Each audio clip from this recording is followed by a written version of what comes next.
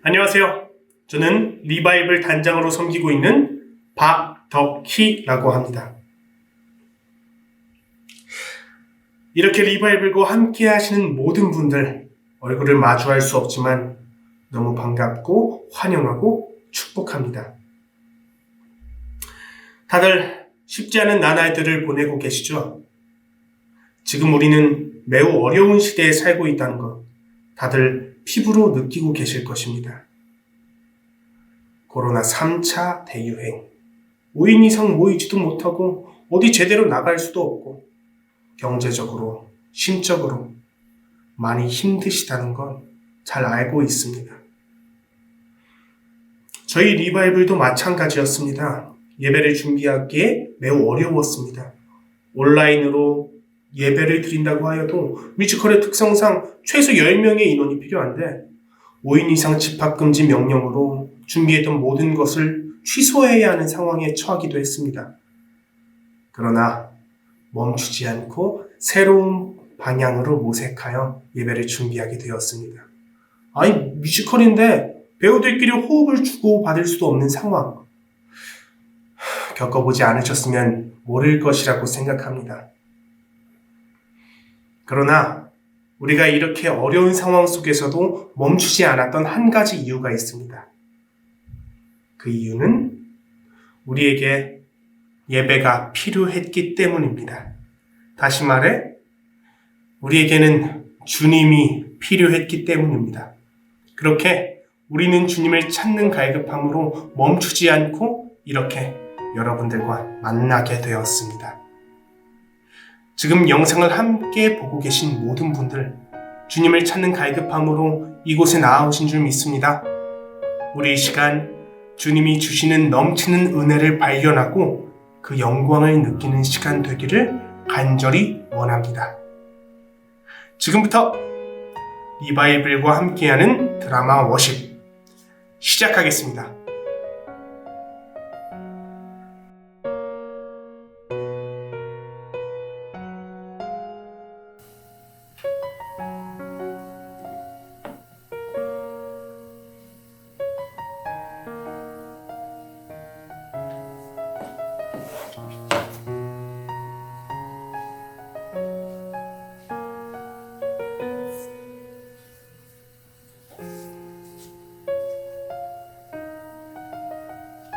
경민아, 쌤. 무슨 책인데 그렇게 정신없이 보고 있어? 요셉? 아니에요. 그냥 오래된 동화책이에요. 민준이가 보육원 나갈 때 준 책이라 가끔 민준이 생각날 때 읽게 되더라고요. 그렇구나.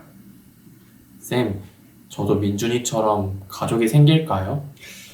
왜? 가족이 생겼으면 좋겠니? 그건 모르겠어요. 저는 다른 애들처럼 부모님 기억도 없고 그냥 여기서 살아온 게 전부라 가족이 있다는 게 궁금하기도 하고 그래서요. 사실 조금 겁나요. 저도 이제 곧 3이고 조금 있으면 보육원에서 나가야 될 텐데 이제 뭘 해야 될지도 모르겠고 혼자가 될까봐 조금 겁나요. 경민아, 너는 오랫동안 그 책을 읽으면서 어떤 것을 느꼈니? 쌤, 제가 겁나는 거랑 이 책이 무슨 상관이에요? 경민아, 너는 너를 하나님이 계획하신다고 믿니? 하나님을 믿는다고 갑자기 요셉처럼 총리가 되겠어요? 아니면 갑자기 돈이 많아져서 부자가 되겠어요? 저는 하나님을 믿지만 제가 갑자기 대단한 사람이 될 거라고는 생각하지 않아요. 안 되겠다.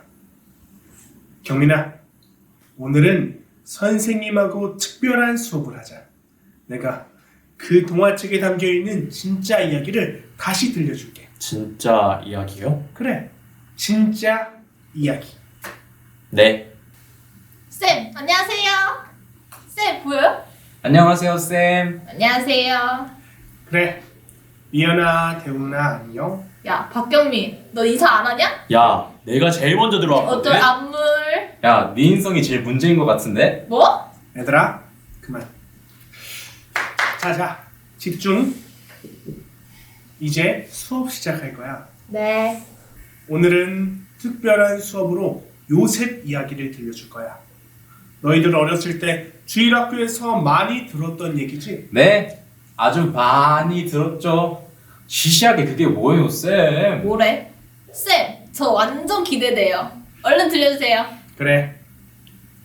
그때로 돌아가서 이야기를 듣는 것처럼 집중해서 들어주기를 바래요. 문대훈 어린이. 야, 문대훈 쌤, 창피하게 어린이가 뭐예요? 야, 하는 행동 보면 아직도 어린인데 뭐. 야, 뭐? 그래 미연아, 우리 이야기 듣기에 앞서 기도하고 시작하자. 다들 눈 감고 손 모으고.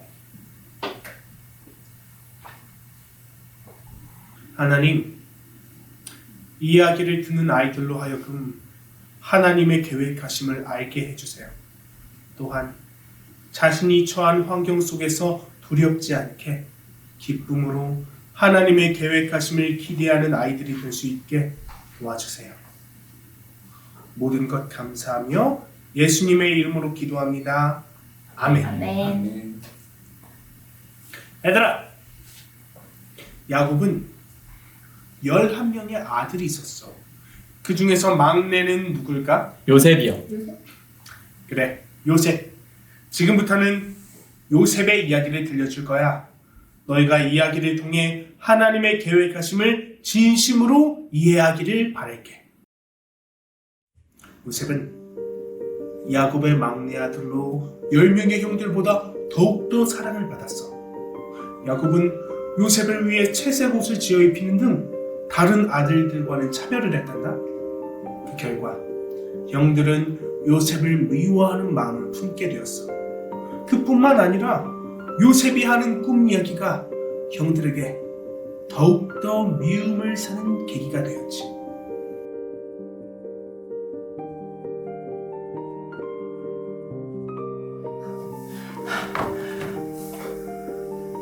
형들, 내 꿈 얘기 좀 들어봐. 밭에서 우리가 곡식단을 묶고 있었는데 내 단이 갑자기 벌떡 일어서더니 형들의 단이 내 단을 둘러서 절을 하더라고. 요셉. 요셉. 응? 그러니까 네 말은 네가 왕이 돼서 우리가 너한테 절이라도 한다는 거야? 그럴지도 모르지. 형들도 알다시피 내 꿈은 틀린 적 없었으니까. 우리가 알긴 뭘 알아? 어쩌다 맞은 거 가지고. 아니야, 틀림없어. 그 꿈 때문에 깼다가 다시 잠들었는데 이번에는 해와 달과 11하나의 별이 나한테 절을 하더라니까. 그래, 좋겠다. 왕이시여. 지금이라도 절을 해야 할까쇼? 아버지가 너를 유난히 아낀다고 우릴 깔보는 것 같은데 아버지 없을 때 한번 두들겨 맞아볼래? 무슨 일이냐? 너희 대체 무슨 짓을 했길래 동생이 이렇게 무서워하고 있어?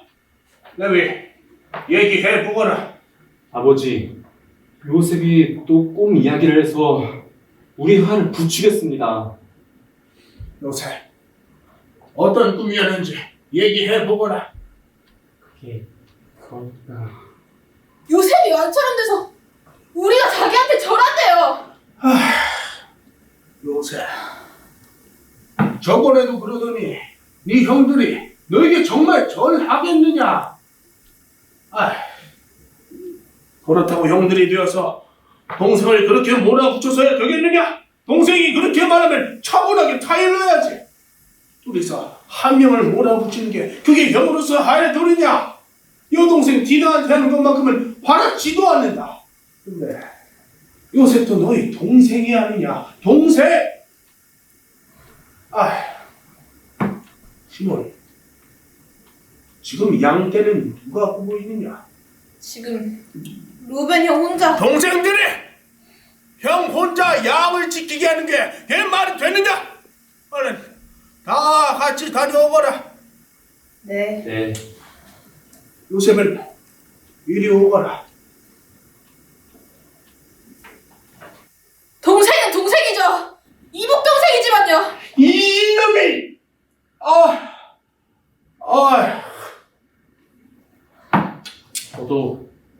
형들이랑 같이 가면 안 돼요? 너는 공부해야 하지 않니? 그래도요. 요셉, 형들은 형들 일을 하고 너는 네 일을 해야지. 너는 특별하단다. 아버지는 항상 그렇게 말씀하시죠. 하지만 전 특별한 게 싫어요.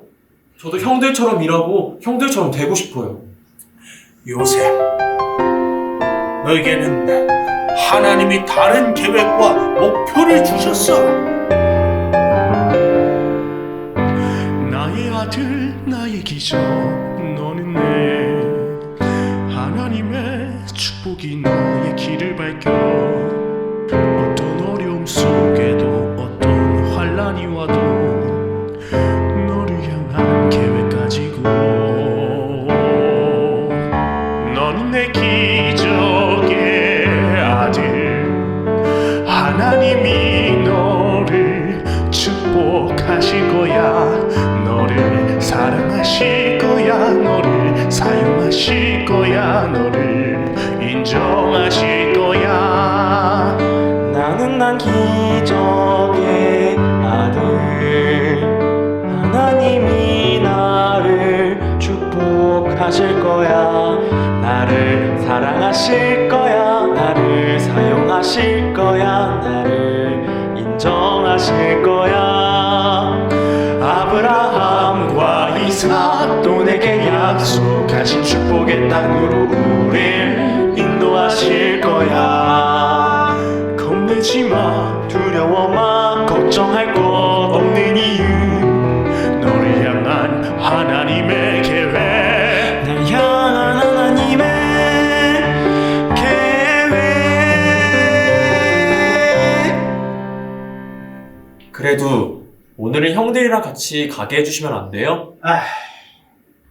그래. 그럼 형들이 양을 잘 치고 있는지 감시하고 이 애비에게 말해주거라. 네, 아버지.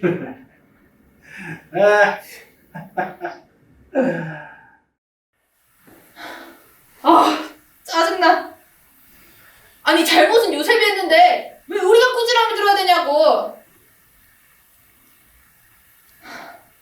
난 요셉이 죽었으면 좋겠어. 시모, 그게 무슨 말이야?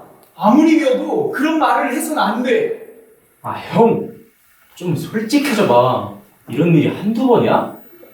요셉이 우리 잘못을 아버지한테 일러바치기 몇 번이고, 아니, 자기가 잘못했어도 아버지는 요셉만 감싸시잖아. 야, 너 말 잘했다.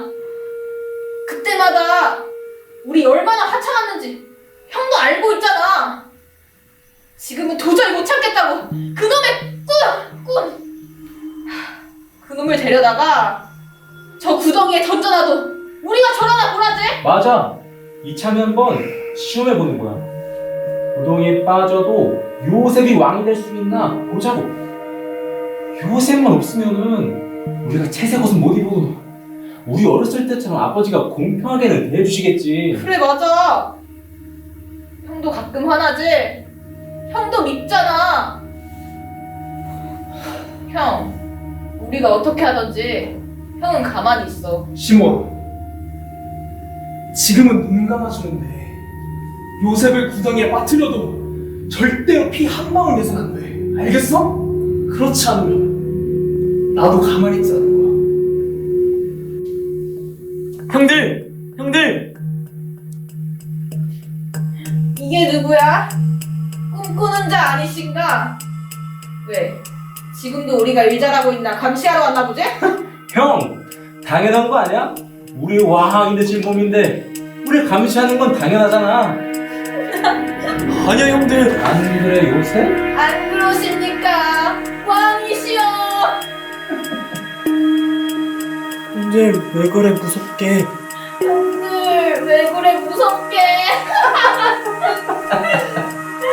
왜긴 먹을 게 아무것도 없는 구덩이에 빠져도 우리 왕이 될 수 있는 고려 그러지. 이 꿈은 항상 틀린 적 없잖아. 안 그래? 형들 잘못했어. 다신 안 그럴게. 형들! 레위, 루벤 형이 말한 대로 우리 손에 피 묻히지 말고 저기 오는 노예 상인한테 팔아버리자. 그게 우리한테 더 좋은 거 아니겠어?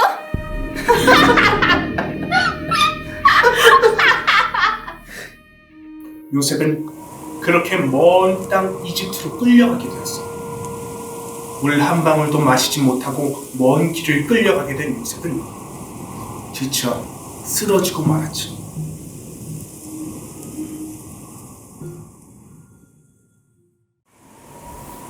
어이, 일어나! 아이씨, 뭐 이렇게 약해 빠진 놈을 은 20이나 주고서 왔어? 그러게 말이야. 오늘은 여기서 대충 자고 내일 아침에 바로 출발하자고. 제 값은 받을나 모르겠네. 나는 남기 좋게 아들 하나님이 나를 축복하실 거야. 나를 사랑하실 거야. 나를 사랑하실 거야.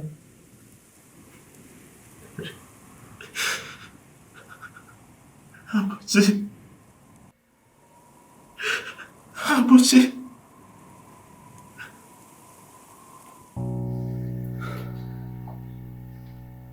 정신 차려. 우린 요셉에게 피 한 방울 묻히지 않았어. 그리고 이 옷엔 짐승의 피가 묻어 있으니까 분명 요셉은 짐승에게 찝겨 죽은 게 틀림없어. 형, 그래도 요셉을 다시 찾으러 가야 되는 거 아닐까? 나 너무 무서워, 형. 시몬, 레위, 무슨 일인데 그렇게 무서워 떨고 있느냐? 아버지, 이 옷이 요셉의 옷이 맞죠? 이 옷을 어디서 발견했느냐? 도단에서 헤브론 골짜기로 돌아오는 길에 발견했습니다.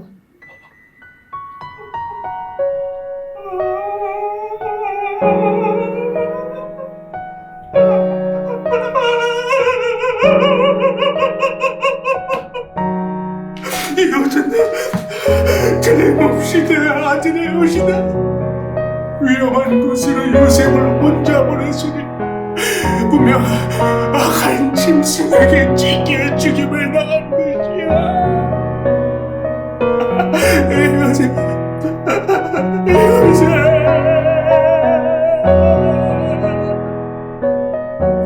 내가 너를 보냈으니 나도 서울로 가는 것이 마땅하도다. 슬픔에 알이 맺혀서 죽음으로 내 발길 향하네. 세월 속에 널 만난다면 그 길 끝에 네가 있다면 살아갈 이유가 없고 버텨갈 이유가 없는 날 데려가소서.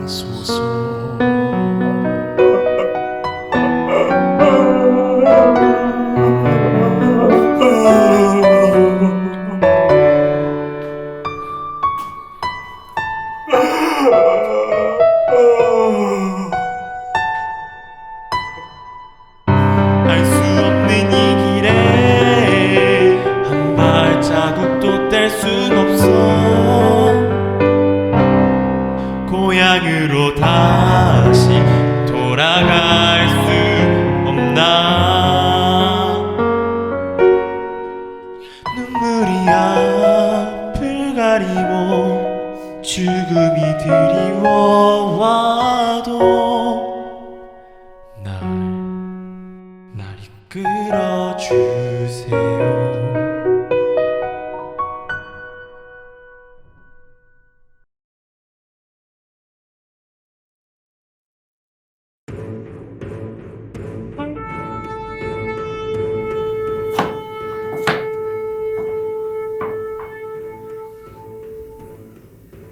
나는 바로의 친위대장 보디발이다.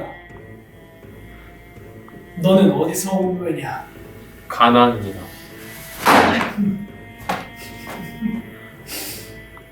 당돌하구나.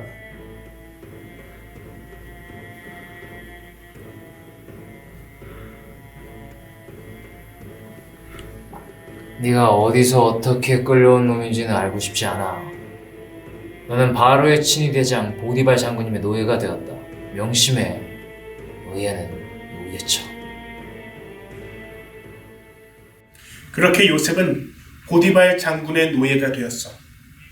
노예가 된 상황은 비참했지만 요셉에게는 하나님이 함께 하셨어.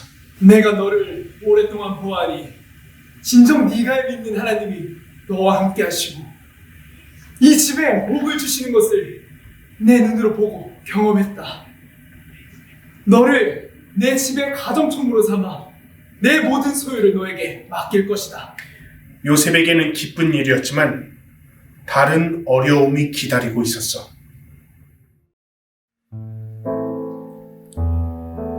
요셉? 네가 가정총무로 임명된 데에는 내공이 아주 크단다. 내가 왜 너를 가정총무로 임명했는지 아니? 아니요. 전 알지 못합니다.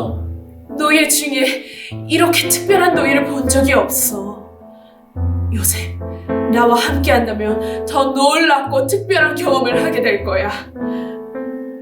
함께 한다는 게 무슨 말이십니까? 제게 왜 이러십니까? 너의 푸른 눈빛 속에 빠져들어 헤어나올 수 없어. 너도 날 봤지 내게 끌리잖아. 이리 와 안아줘 나를 거부하지 마.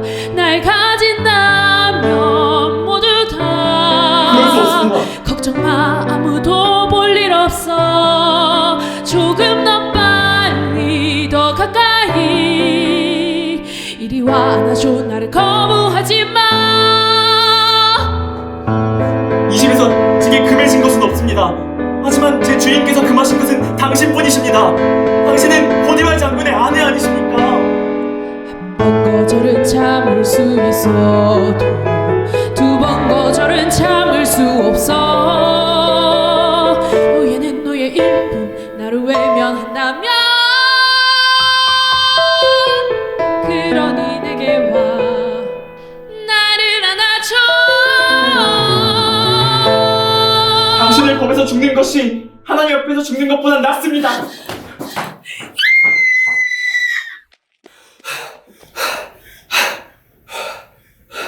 무슨 일이오 부인? 당신이 내려오자 하이니 나를 건복하고 내게로 들어오라고.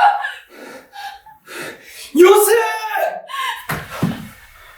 내가 너를 믿었건만 네가 나를 배신하고 내 아내를 거절하고 이 사실 외에 무슨 말이 필요한지 내게 말해보거라. 제가 믿는 하나님과 당신을 향한 내 존경의 마음으로 맹세합니다. 저는 결코 그런 적이 없습니다. 그럼 내 아내가 당하지도 않은 겁탈을 당했다고 말하는 이유가 무엇이냐? 그럼 반대로 내 아내가 너를 겁탈이라고 알고 있다는 것이냐?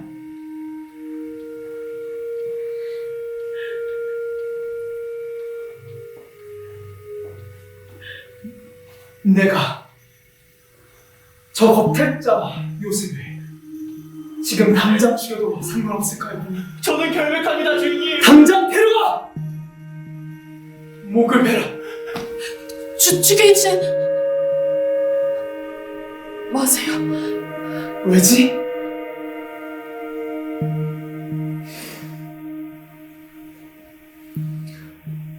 당장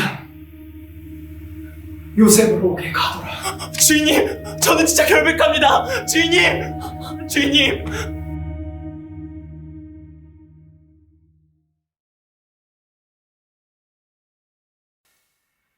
하나님, 왜 제게 이런 벌을 내리십니까? 대체 날 향한 계획은 어디 있습니까? 차가운 땅을 견딜 수 있어요. 모진 비난도. 그러나 나를 놓으신다면 난 견딜 수 없어요. 날 이끌어주세요.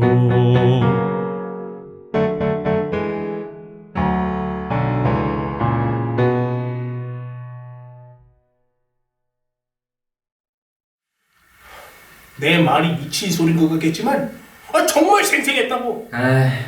나도 어젯밤 꿈 꾸느라 엄청 힘들었는데 네 꿈 얘기까지 들으라고? 분명 예지몽 같은 걸 거야. 그래? 그럼 어디 한번 말해봐. 나는 궁전 안에 있는 포도나무 앞으로 갔어. 그곳에는 아주 오래된 포도나무 세 그루가 있었지. 근데 갑자기 내 눈에서 눈물 한 방울이 떨어졌고 포도나무들이 그걸 마시기 시작했어. 그러더니 나무와 열매가 너무 크게 자랐지 뭐야. 그래서 나는 그 포도나무의 열매를 따서 포도주를 만들어 바로에게 바치고는 꿈에서 깼어. 저는 그 꿈이 뭔지 알아요. 아이 깜짝아. 넌 누구야? 네가 이 꿈이 뭔지 안다고? 아니 어떡해? 그냥 알아요. 타고난 재능이죠.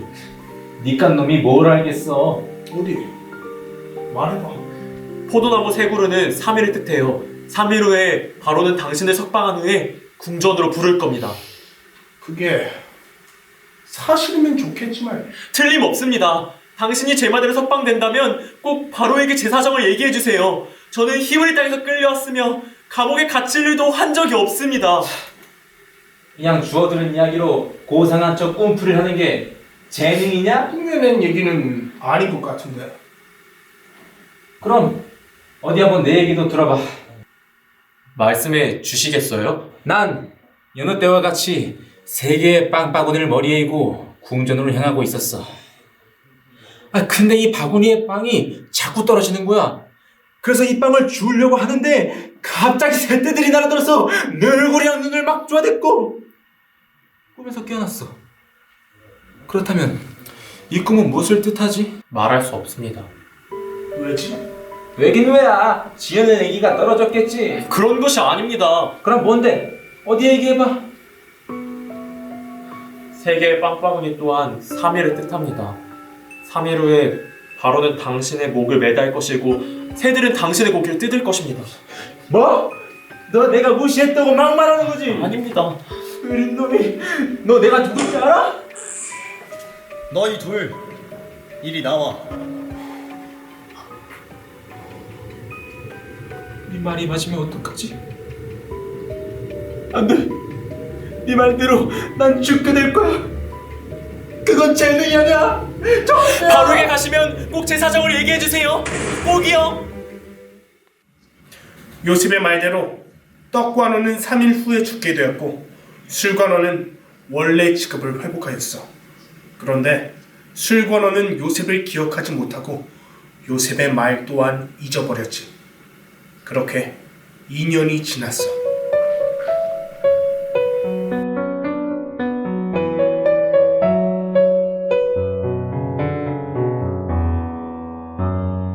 얼마나 더 울어야 이 고통의 끝이 날까. 내게 남은 죽음만을 감당해 살아야 할 희망도 기대도 없어. 아름다운 세상 그리며 원대한 꿈을 꿨지. 모든 것을 할 수 있다 믿어 하늘 나는 새를 바라봐. 사라져간 희망 속에서 한 줄기 빛을 보기를 원하. 내겐 어떤 희망도 없어. 아무것도 할 수 없어. 사라져간 희망 속에서 한 줄기 빛을 보기를 원하. 그가 날 이끌어 주시기를. 날 이끌어 주시기를.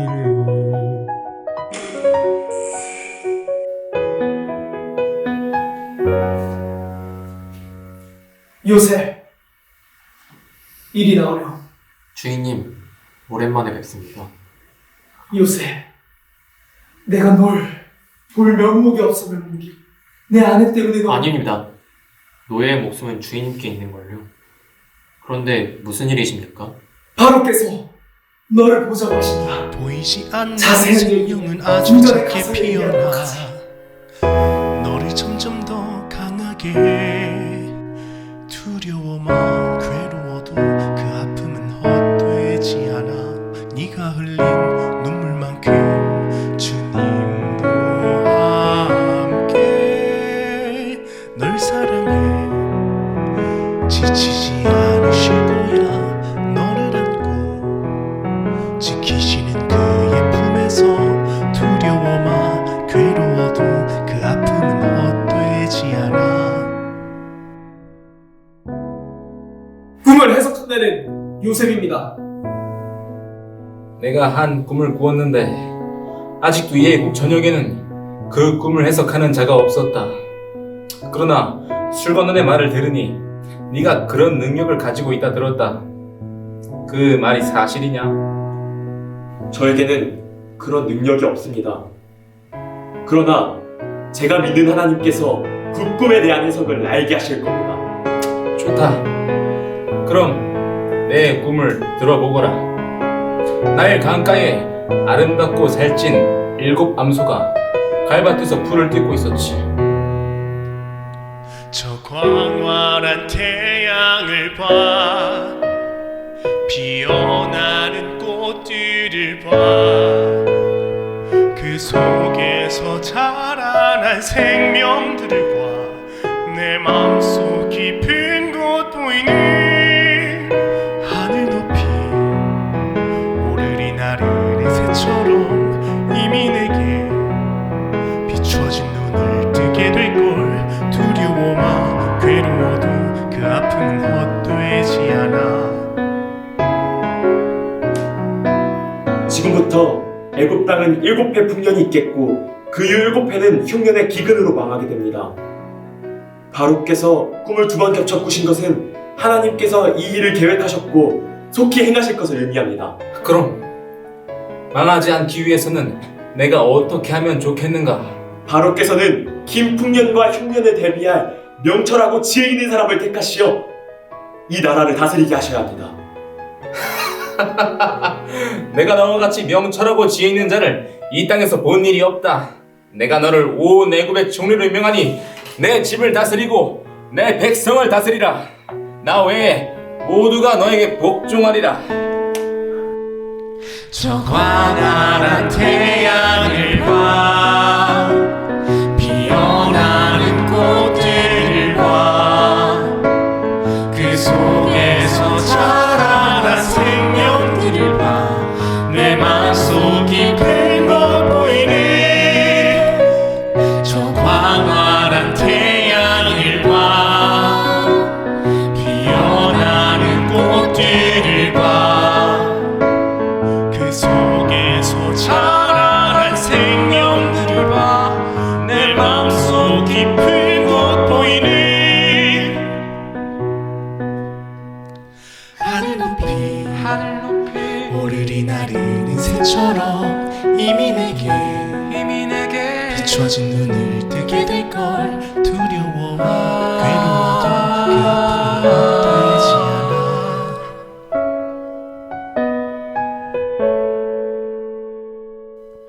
보이지 않는 생명은 아주 작게 피어나.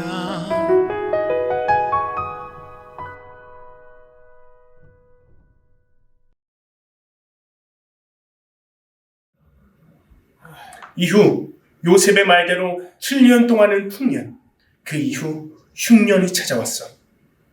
요셉은 풍년 동안 열심히 곡식을 모아 각 성읍마다 저장해 두었고 그 결과 이집트 백성들은 음식을 배분받고 굶주리지 않았지.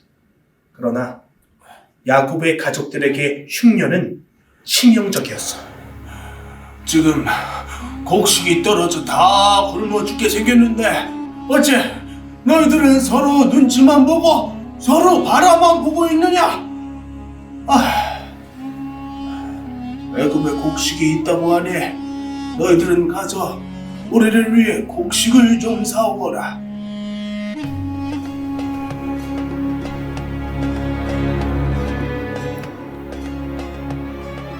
잠깐, 당신들은 어디서 왔습니까?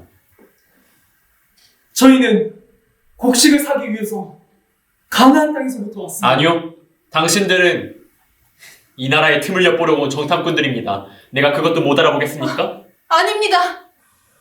저희는 다 한 사람의 아들들로서 형제들, 가족들을 대신해서 이곳에 왔습니다. 지금은 막내 동생만 아버지와 함께 있고 나머지는 다 이렇게 올라왔습니다. 막내 동생? 네, 동생 한 명은 사라졌고 막내 동생 베냐민은 아버지와 함께 있습니다. 내가 이래서 당신들을 정탐꾼이라 생각한 겁니다. 그렇게 말하면 당신들의 진실이 증명될 거라 생각했겠죠. 결코 아닙니다. 바로의 권위를 받은 자로서 명합니다. 당신들의 막내 동생을 데려오지 않으면 당신들의 생명을 보존하지 못할 겁니다. 그러니 당신들을 증명하고 싶다면 형제 중 한 명만 남고 돌아가 제가 말한 것을 이행하십시오. 우리가 요셉한테 그런 짓을 해서 이런 짓을 당하는 게 틀림없어. 그러니까 그때 내가 다시 요셉을 찾아오자고 했잖아. 뭐? 내 말은 듣지도 않더니만. 요셉을 구덩이에 빠뜨리자고 말한 건 너였잖아.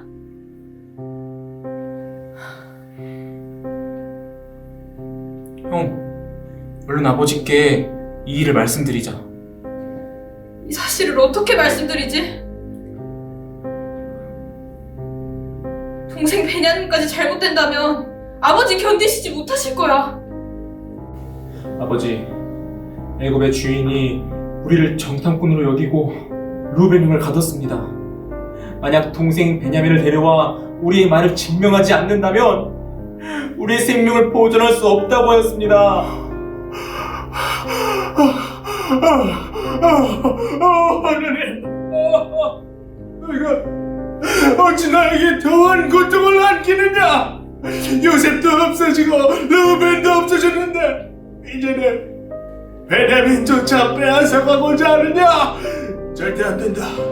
내게서 막내 베냐민까지 빼앗아간다면 나는 더 이상 살아갈 이유가 없다.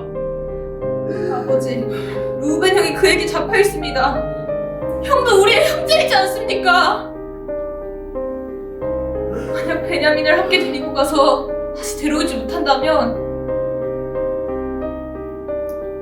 제 두 아들을 죽이세요. 너희가 어찌 또 다른 아우가 있다고 말했느냐?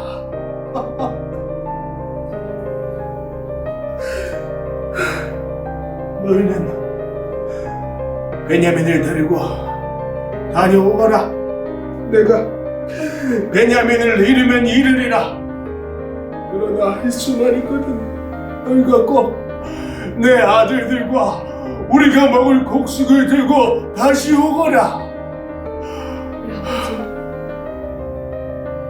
그렇게 하지 못한다면 저는 살아서 돌아오지 않겠어요.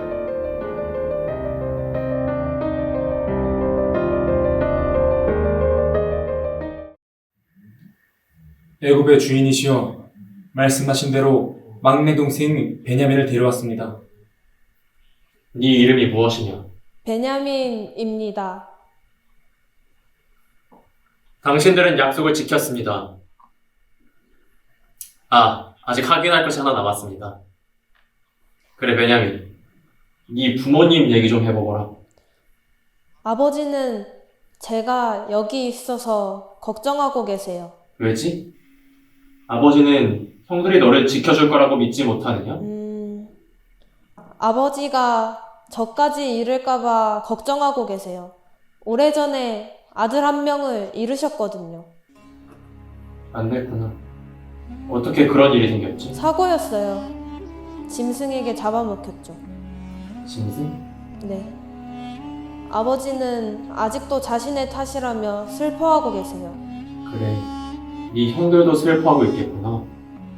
형들은 그 얘기를 제게 한 번도 하지 않았어요. 자, 양식을 각자 자루에 운반할 수 있을 만큼 충분히 채우시고 편히 쉬다가 돌아가세요.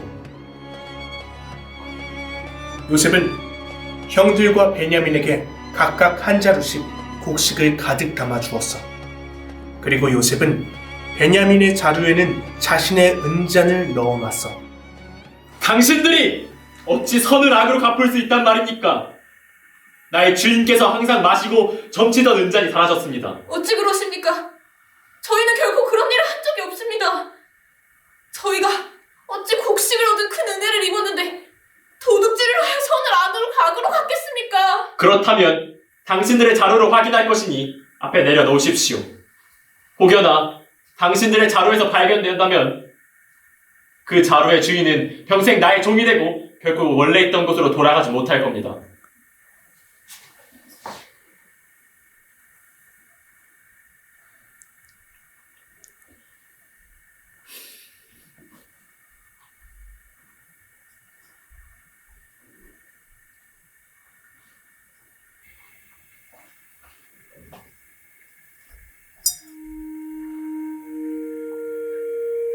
당신들이 어찌하여 내게 이런 일을 꾸몄습니까?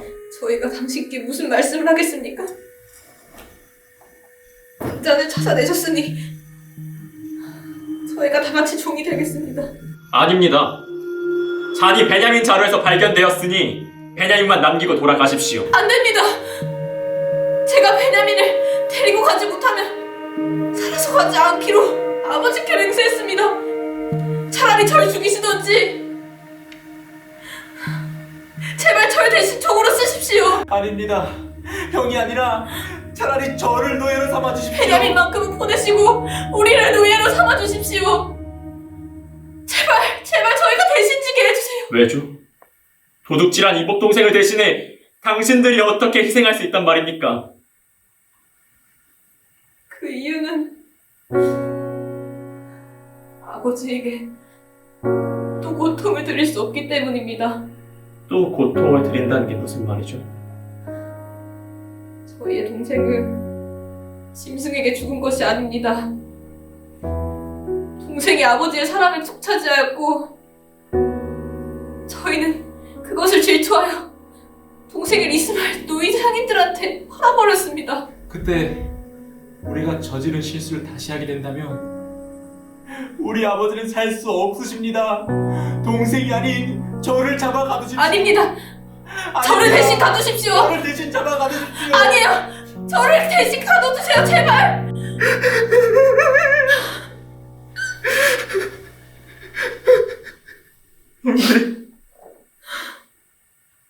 제가 요셉입니다. 당신들이 팔았던 막내 요셉입니다.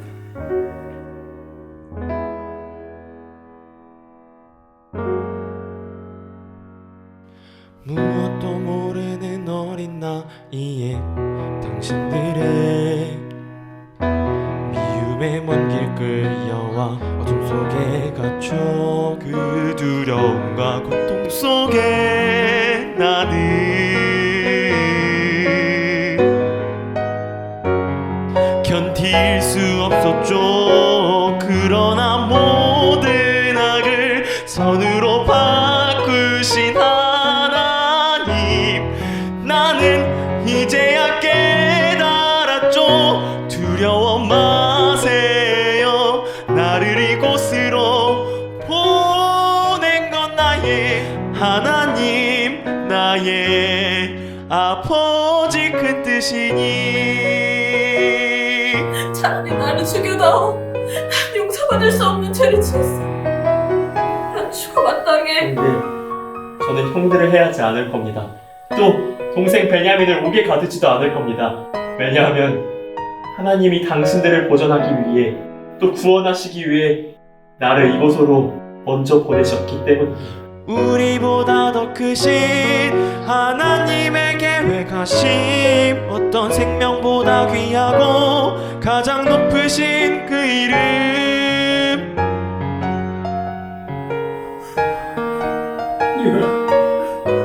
진짜 요셉이 맞더냐? 네, 우리 아버지. 나는 결코 믿을 수가 없다. 네가 진정 내 아들 요셉이 맞느냐? 네, 우리 아버지.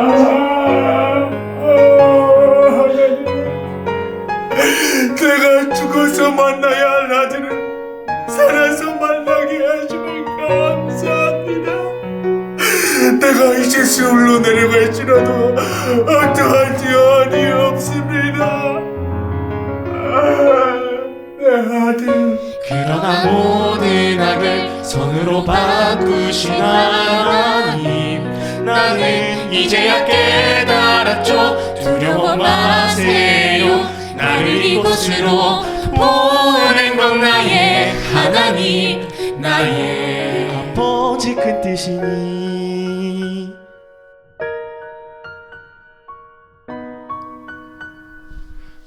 눈을 뜨면 나타나리라.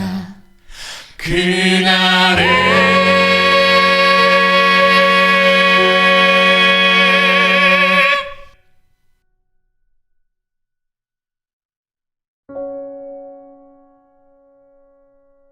이 이야기는 요셉을 통해서 그의 많은 가족들이 생명을 구하게 된 이야기이기도 하지만 분명히 나타내고 있는 다른 이야기가 있어.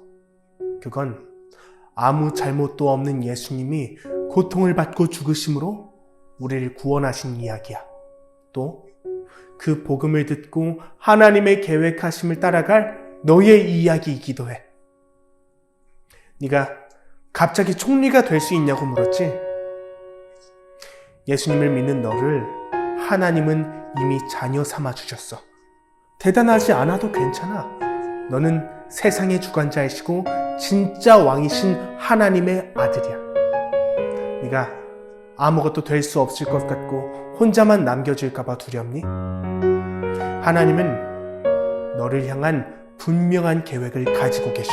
또 우리를 구원하시기 위한 큰 사랑의 계획을 너와 함께 하고 싶으시단다.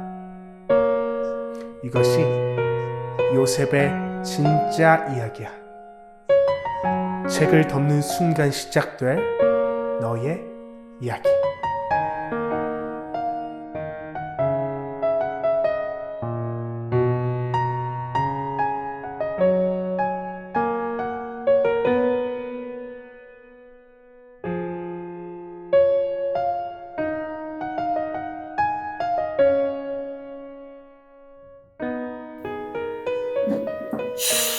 어떻게 요셉 이야기를 통해서 하나님의 계획하심의 의미를 이해하셨나요? 가끔 많은 분들이 이 요셉 이야기를 오해하시곤 합니다. 요셉이 하나님만 의지했더니 총리처럼 높은 사람이 된 것처럼 하나님 잘 믿고 교회 열심히 나가면 복 받는다, 헌금 많이 하면 복 받는다, 이렇게 오해하시더라고요.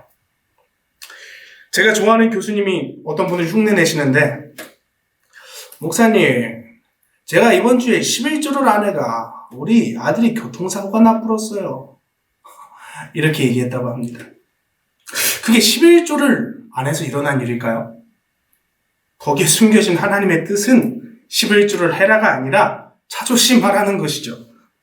우리는 가끔 하나님을 쫌생이, 밴댕이 속갈딱지로 만드는 것이 아닌지 모르겠습니다. 11조를 했다면 과연 사고가 안 났을까요? 요셉 이야기의 본질은 그걸 통해서 보신 바와 같이 하나님의 계획하심에 있습니다. 묻겠습니다. 우리를 향한 하나님의 가장 큰 계획이 무엇일까요? 가장 큰 계획이 무엇일까요? 가장 큰 계획이 무엇일까요? 바로 구원이지 않을까 싶습니다. 하나님은 우리를 구원하시고 우리와 함께 하고 싶어 하십니다. 그 영광의 아버지 계신 그 천국에 우리와 함께 하고 싶어 하십니다.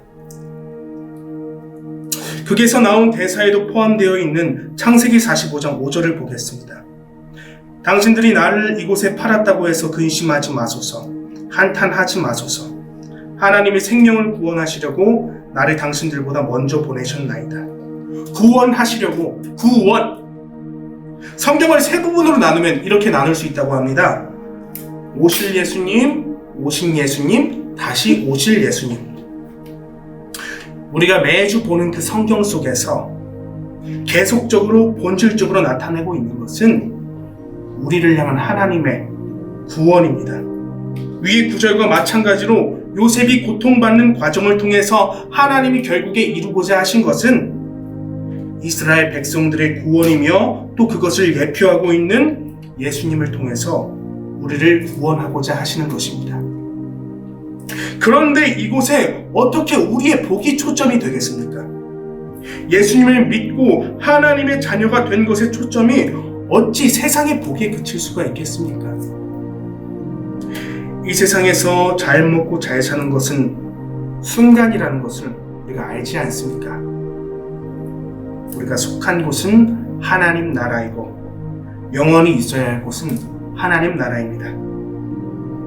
그런데 우리가 하나님을 믿고 신뢰한다는 목적이 그저 세상의 복이라면 우리가 믿고 있는 것은 그냥 한낱 종교가 되어버리고 맙니다. 말 그대로 종교입니다. 물론 하나님을 믿고 따랐을 때 부어주시는 그 복을 부정하는 것이 아닙니다. 그러나 하나님을 잘 믿고 섬겼을 때 이 땅에서 무조건 복을 얻어야 하는 것이라면 예수님을 믿는다고 핍박당해 순교한 이들은 어떻게 말할 수가 있습니까? 제가 학교에서 근로를 하다가 성결이 순교자 일지를 정리하게 된 계기가 있었습니다. 그곳에는요, 예수님을 부인하지 않았다고 죽창에 찔려 죽고 북한군에 불타 죽고 정말 입에 담기 어려운 순교 사례가 많았었습니다. 마찬가지로 아직도 예수님을 믿는다고 핍박당하는 영혼이 얼마나 많은지 모릅니다.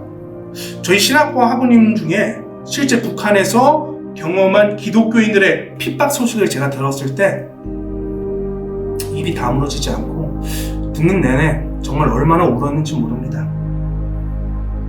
예수님을 믿는다는 이유만으로 아직도 핍박당하고 있는 이 세상에서 예수님을 믿는 것을 그저 단순히 세상의 복과만 연결을 시킨다면 우리가 하나님을 너무나도 잘못 알고 있는 것이 아닐까요? 지금도 이 시기에 목숨 걸고 예배하시는 분들이 있습니다. 계속 예배한다면 교회가 폐쇄될지도 모르는데 그 어려운 상황 가운데서 목숨을 내놓고 예배하시는 분들이 있습니다. 우리는 그리스도 안에서 그의 은혜의 풍성함을 따라 그의 피로 말미암아 속량 곧 죄 사함을 받았느니라. 에베소서 1장 7절 말씀입니다. 속량, 예수님의 죽으심으로 우리는 값없이 의롭다 하심을 얻었습니다. 그리고 그분으로 말미암아 우리는 하나님의 자녀가 되었습니다.